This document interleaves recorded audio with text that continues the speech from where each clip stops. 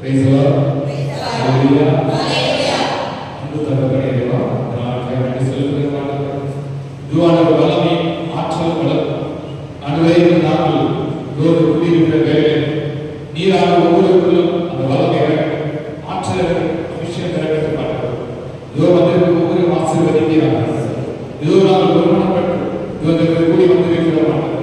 இதோ ஒவ்வொரு உள்ளத்தையும் ஆண்டவரே இதோ ஒருமனப்படுத்துகிறார்கள், ஒருவர் படுத்துகிறார்கள். இந்த வேலையை பார்க்க இந்த நாங்கள் வந்திருப்பது உண்மை போற்று வந்திருக்கிறோம். நீ உள்ளங்கள் ஆய்ந்து அறிகிற தேவனே, ஒவ்வொரு உள்ளங்களை சிந்திக்கிறது அறிந்திருக்கு.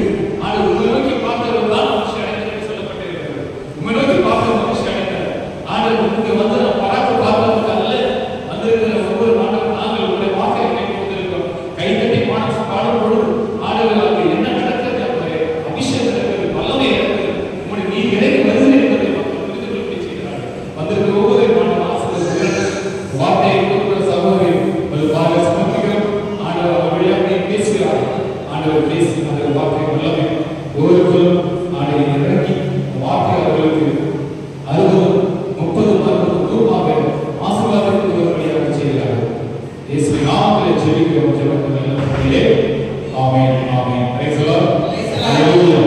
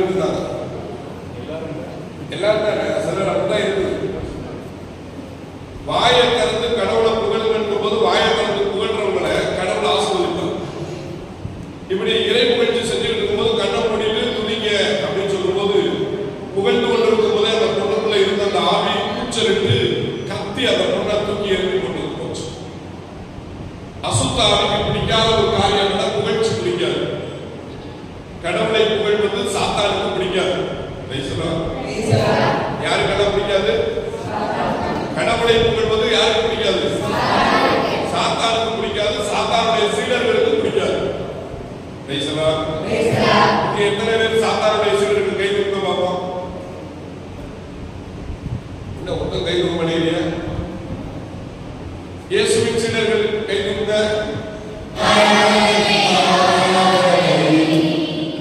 வலது கையில தலைமையில வச்சுட்டு ஆராதனை ஆராதனை துதி ஆராதனை பாடிக்கிட்டே இருக்கு. தலையில கை வச்சு துதிங்கன்னு சொல்லும்போது ஆராதனை துதி ஆராதனை பாடுங்க. அப்புறம் கையை வந்து கண்கள்ல வைக்க சொல்லும்போது உடம்புல எந்த பகுதியில் வைக்க சொல்லணும் அந்த இடத்துல கையை வச்சுக்கிட்டு ஆராதனை துதி ஆராதனை பாடிக்கிட்டே இருக்கு. ஆராதனை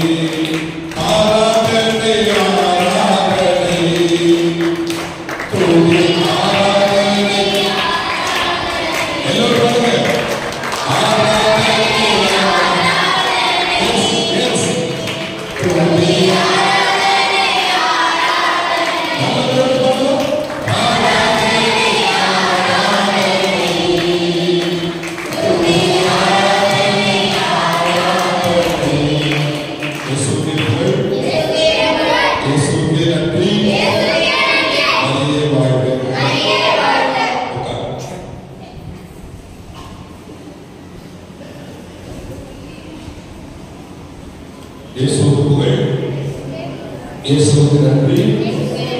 மரியே வாழ்க, மரியே வாழ்க, மரியே வாழ்க, மரியே வாழ்க.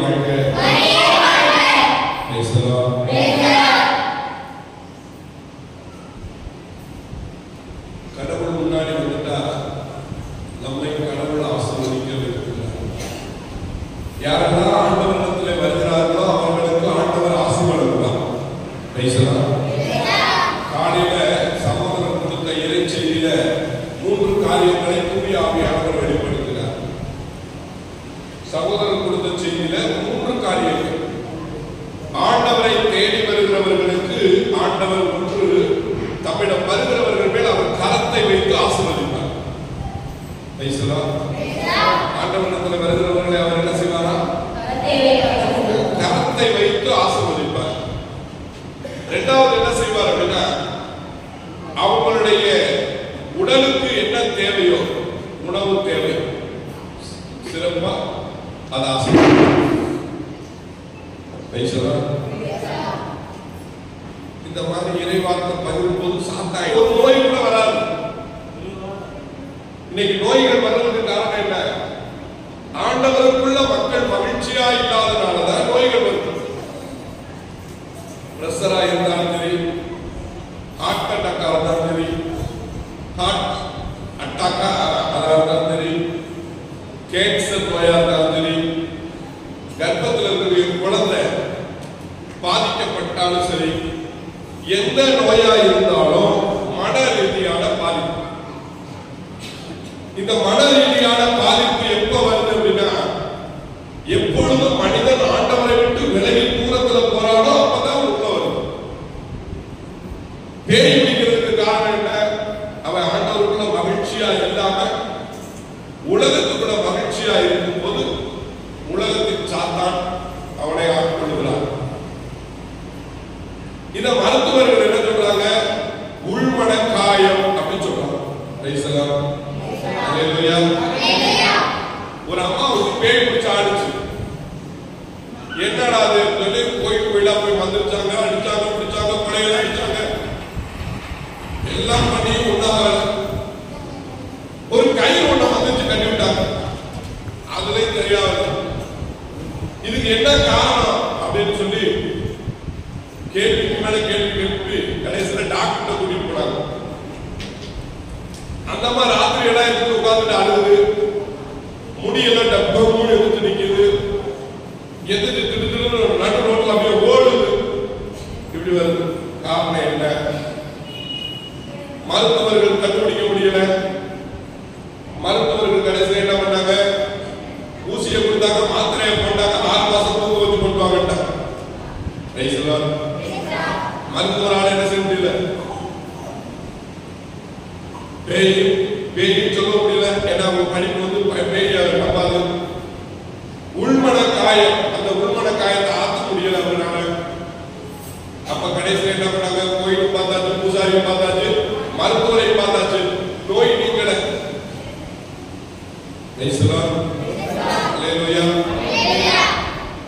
அப்ப இப்ப என்ன செய்யறது? என்ன முடிவு? அப்ப அந்த அம்மாவை கூட்டு இருந்தாங்க. அப்ப நாங்க ஜெபம் பண்ணிட்டு ஒரே ஒரு வார்த்தை சொன்னேன். அந்த அம்மாவுக்கு உள்மன காயம் இருக்கு, 3 காரியம் செய்யணும் அப்படின்னு சொன்னேன். என்ன காரியம்? ஒரு நல்ல பாவ சங்கீர்த்தனம் பண்ணணும். அம்மா என்ன செய்யணும்? ஒரு நல்ல பாவ சங்கீர்த்தனம் பண்ணணும். இரண்டாவது, நற்கருணை முன்பாக தினமும் 1 மணி நேரம் உட்கார வைக்கணும். எங்க உட்கார வைக்கணும்? நற்கருணை யாருக்கா? எத்தனை பேருக்கு தெரியும்? கை தூக்குங்க. பிரதர் எண்ணிக்கிறேன். பிரதர் நற்கருணையில தான் இயேசு இருக்கான்னு சொல்றாங்க. என்னதான் எந்திரிச்சு கொஞ்சம் எண்ணுங்க.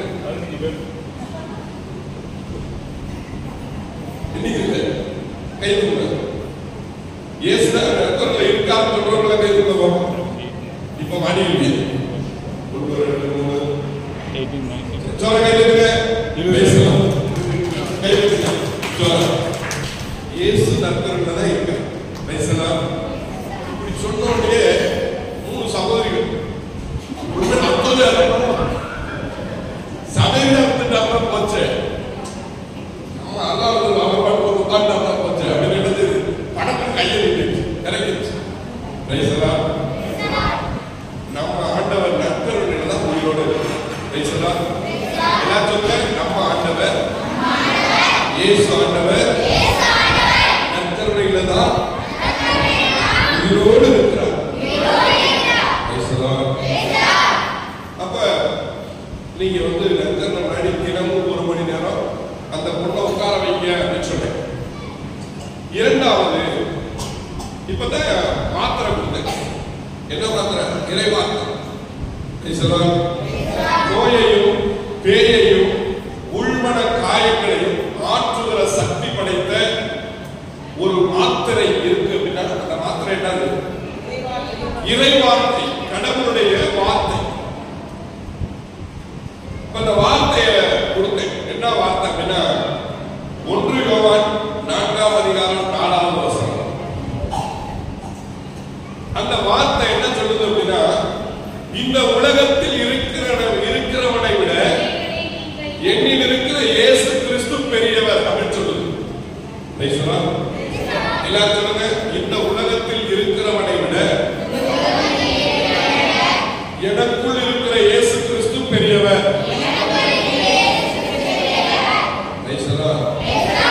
இந்த ஒரு வார்த்தைய அந்த பொண்ணுக்கு எழுதி கொடுத்து இந்த வார்த்தையை ஒரு 10 முறை கோயில நக்கர் முன்னாடி போய் உட்கார்ந்து 1 மணி நேரம் அந்த ஆண்டவரை உற்று நோக்கி பார்த்துக்கிட்டே இருக்க வைங்க. இந்த வார்த்தையை அப்பப்போ ஒருத்த சொல்லி கொடுங்க அப்படின்னு சொல்லும் போது போய் அந்த பொண்ணு உட்காந்துச்சு. இறை வார்த்தையை அறிக்கை பண்ணிச்சு. நக்கர் முன்னாடி உட்காந்துச்சு 1 மணி நேரம். அந்த பொண்ணு கொஞ்சம் தெளிவா ஆகிற மாதிரி தெரிஞ்சிச்சு. கூட்டிட்டு போய் நல்ல பாவ சங்கீர்த்தனம் பண்ண சொன்னோம். பாவ சங்கீர்த்தனம் பங்கு தந்தையிட்ட போய் பண்ணிச்சு. கொஞ்ச நேரம் சென்று மனசு தெளிவாயிடுச்சு. நம்முடைய வாழ்க்கையில் நடந்த அனைத்து காரியங்களை இந்த மனஸ்தாபப்படும் போது, மனபாரப்படும் போது, உள்மன காயப்படும் போது, உள்ளத்துல தனக்கு நடந்த எல்லா பிரச்சனைகளையும் அந்த பொண்ணு வாய் திறந்து பாதத்தை சொல்லி பாவ சங்கீர்த்தன நேரத்துல கதறி கதறி அழுக ஆரம்பித்தார். உடனே பாதம் சொன்னாரு, பாவ சங்கீர்த்தனம் முடிச்சுட்டு உனக்கு நீ கவுன்சிலிங் போ அப்படின்னு பாதம் வந்து அந்த பொண்ணுக்கு கவுன்சிலிங் எழுதி கொடுத்தாரு. அருமையான ஒரு தந்தைகிட்ட நல்ல ஒரு கவுன்சிலிங் போச்சு.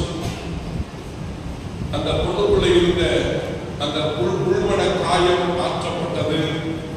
பைத்தியம் அந்த பொண்ணோடு வெளியேறிச்சு. அந்த பொண்ணு பூரண சுகம் அடைந்து விட்டார். கைதட்டியாக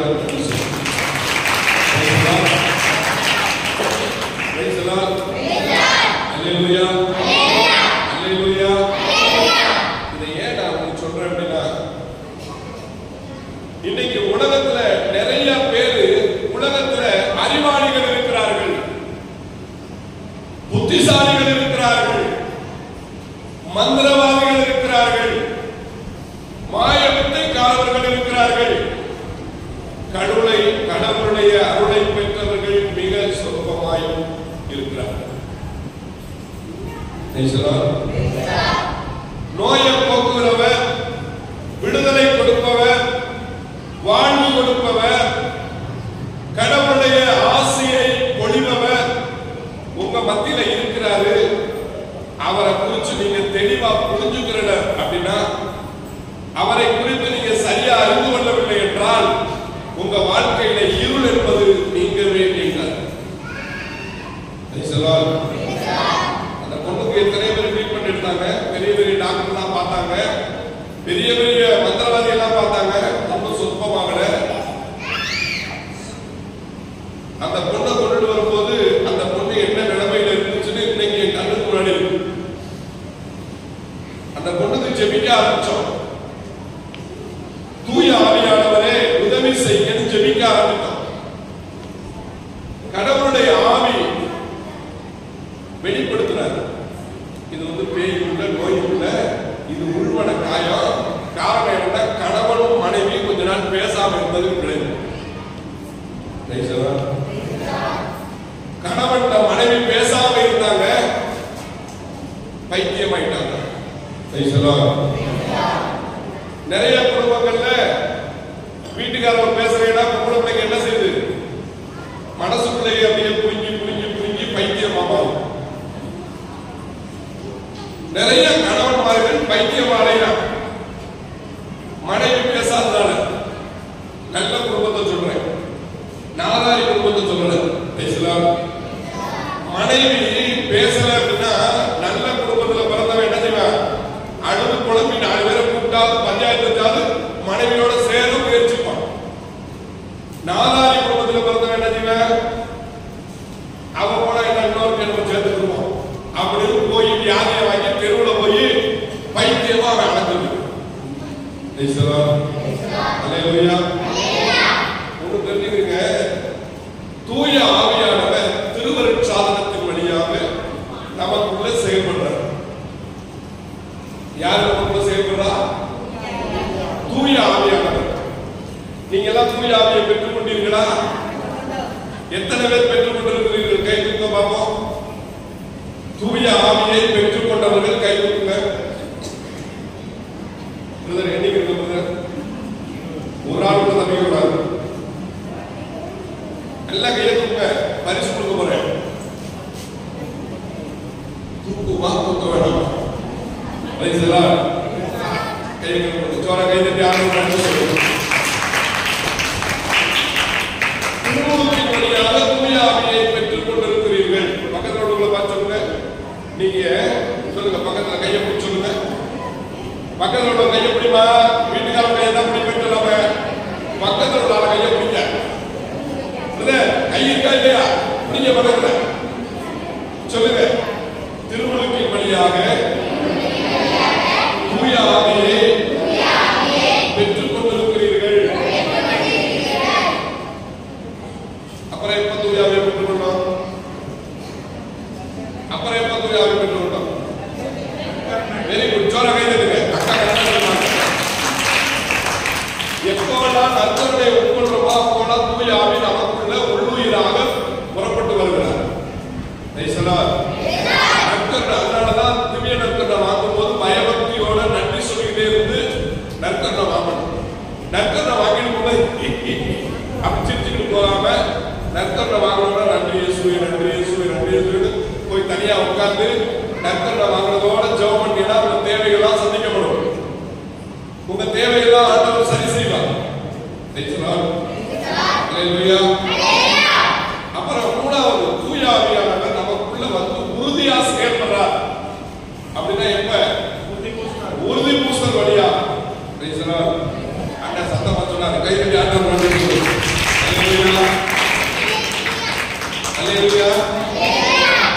கொஞ்சம் சிரிப்பொழி வருது முகத்துல. இவ்வளவு நேரம் உட்பட்டு இருந்தாங்க, கோபமா இருந்தாங்க மேல. அப்ப தூய ஆவியானவரை பெற்றுக் கொண்ட நீங்கள் நாலாவது தூய ஆவியை பெற்றுக் கொண்டீர்கள். திருமணத்தின் போது உங்கள் இரண்டு கரங்களையும் சேர்த்து முடியுங்கள் அப்படின்னு குருவானவர் சொன்னோட 2 பேரும் பொசுக்குன்னு கையை பிடிச்சி இல்ல. அப்ப நீங்க இல்லை, அவங்க பின்னாடி கையை பிடிச்ச உடனே தூய ஆவி உங்க உள்ளங்களுக்குள்ள இறங்கி வந்து உங்களுடைய 2 மனசை ஒரு மனசா மாத்தினார்.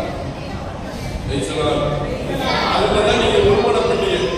அவருக்காக நீங்க அவளுக்காக அப்படின்னு சொல்லி வாழ்ற வாழ்க்கை முறைய அப்பதான் புரிச்சுக்கிட்டோம்.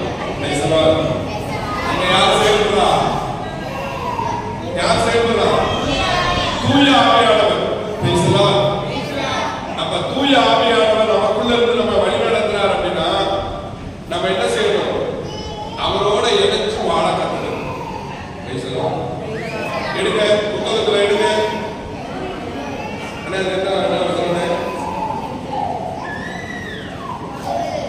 கலாத்தியர் 5:25 வாசிங்க. கலாத்தியர் புத்தகம் பைபிளே கொடுக்கல அப்படிங்களா? என்பாமை என்பாமை என்பாமை வாசிங்க. 5:25. தூய ஆவியின் துணையால் நாம் வாழ்கிறோம். எல்லாம் சொல்லுங்க.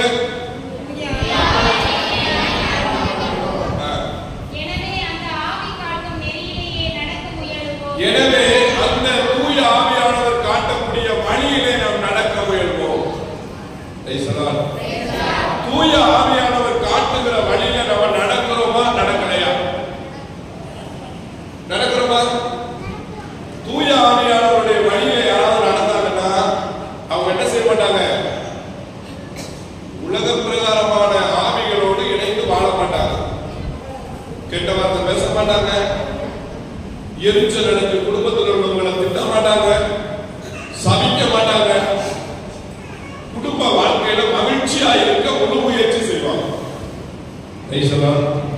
அல்லேலூயா. இந்த பாவ காரியங்களை எல்லாம் நம்ம போய் பேசும்போது, கிட்டவத்தை பேசும்போது, ஒருத்தர் குடும்பத்தை தூண்டி விடும்போது, ஒருத்தர் குடும்பத்தை பத்தி அறுத்து விடும்போது, கெட்டுப்படுத்தும் போது, அடுத்தவங்களை பத்தி இல்லாத பேசும்போது, தூய ஆவியானவர் வழியை விட்டு நம்ம விலகி தீய ஆவியோட இணைக்கணும். அசுத்த ஆவி உங்களை ஆட்சி செய்கிறார். தூய ஆவி உங்களை வழிநடத்துறார் அப்படின்னா நீங்க ஒருத்தர் மேல ஒருத்தர் அன்பா இருப்பீங்க, ஒருத்தருக்கு ஒருத்தர் இரக்கம் காட்டுவீங்க, ஒருத்தர் ஒருத்தருக்கு பரிவு காட்டுவீங்க, ஒருத்தர் ஒருத்தரை அன்பு செய்து அவர்களுடைய மனம் கோடாதபடி உங்க வாழ்க்கையில நன்மை செய்வீங்க. அல்லேலூயா. தூய ஆவியானவர் காட்டுகிற நெறியில நடக்க முயல்வோம். தூய ஆவியானவரை துக்கப்படுத்துகிற பாவம் எது? தண்ணி அடிக்கிறது. தூய ஆவியான துக்கப்படுத்துகிற பாவம் எது? தண்ணி அடிக்கிறது. தூய ஆவியார மகிழ்ச்சிப்படுத்துகிற ஒரு காரியம் இருக்குன்னா அது என்னது? நன்றி சொல்லிட்டே இருக்கிறது. கடவுள் செய்த எல்லா காரியங்களுக்கும் நன்றி சொல்லிக் கொண்டே இருக்கிறது. அல்லேலூயா. ஒரே ஒரு காரியம் தெரிஞ்சுக்கங்க, தூய ஆவியானவருடைய இன்னொரு செயல் ரோமையர் 8:26 சொல்லியிருக்கு. தூய ஆவி உங்களுக்குள்ளேயே எனக்குள்ளேயே இருந்தார் அப்படின்னா நீங்களும் நானும் மன வருத்தப்பட்டு கஷ்டப்படும் போது, தொழில் இல்லையே கவலைப்படும் போது, வாங்கின கடனை கட்ட முடியலையே கஷ்டப்படும் போது, பச்ச பொருளை ஈட திருப்ப முடியலையே கவலைப்படும் போது, நீங்க கவலைப்பட்டு கண்ணீரோட படுத்து கிடக்கும் போது உங்களுக்குள்ள இருக்கிற தூய ஆவி உங்களுக்காக பரிந்து பேசி ஜெபம் பண்ணுவார்.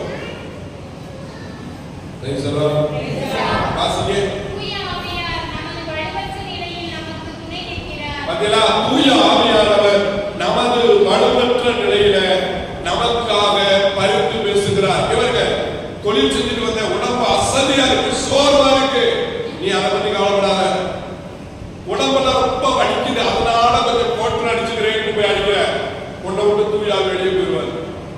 நீ பேசாம வேலை பார்த்துட்டு வந்து ஆண்டவரே எனக்கு உடம்பு முடியலையே, எனக்கு உடம்பு ரொம்ப சோர்வா இருக்கேன்னு சொல்லி ஜெபம் பண்ணிட்டு படுத்தால் உன் உடம்புக்குள்ளே தூய ஆவி செயல்பட்டு உன் உடம்பை வலிமையாக மாற்றும். உனக்காக கடவுளிடத்திலிருந்து பரிந்து பேசுவார். எந்த உடல் உறுப்புல நோய் வருது, எந்த உடல் உறுப்புல பிரச்சனை இருக்குது, தூய ஆவி தந்தையாம் கடவுளிடத்திலே பேசி மனு பேசி பரிந்துரைத்து ஜெபிப்பார். தூய ஆவியானவர் ஏன் நமக்குள்ள இருக்கிறாரு, கடவுள் ஏன் நமக்கு தூய ஆவியை தந்திருக்கிறார் நம்ம கண்டுபிடிக்கிறோம். இன்னைக்கு மாதாவை தூக்கி வச்சு கொண்டாடுறோம், சப்பரை தூக்குறோம், மாதாவுக்கு நவநாள் எடுக்கிறோம், மாதாவை மகிமைப்படுத்தி பரிசுத்த தாயேன்னு வாழ்த்துறோம். அப்பொழுது காரணம் என்ன? மாதா தூய ஆவிக்கு பணிந்து தூய ஆவியானவர் சொல்படி ஜெபித்து கடவுளோடு இணைந்து வாழ்ந்தாங்க. அதனால கடவுள் தூய ஆவியின் வழியாக தேவதாயை உயர்த்தினார்.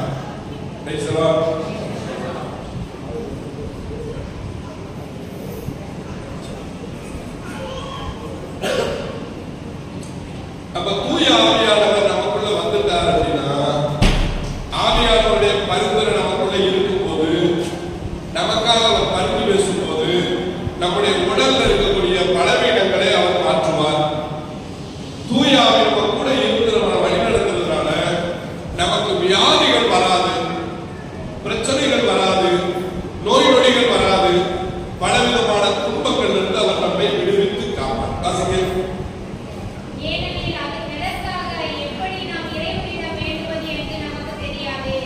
நம்ம எல்லாருக்கும் ஜெபிக்க தெரியாது.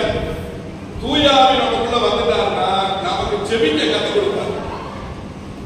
ஒருவேளை தூய ஆவி நமக்குள்ள இருந்தாருன்னா நாம எப்படி பலவீனமா இருக்கிறோம்ங்கிறத நமக்கு சொல்லிக் கொடுப்பார்.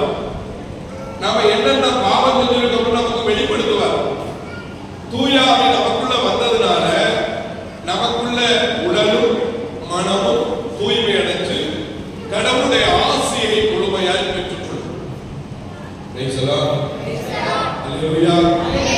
அப்ப தூய ஆவியானவர் நமக்கு வேணுமா வேணாமா? வேணுமா வேணாமா? எத்தனை பேருக்கு வேணும்? அப்படியே கண்டு போடுங்க. தூய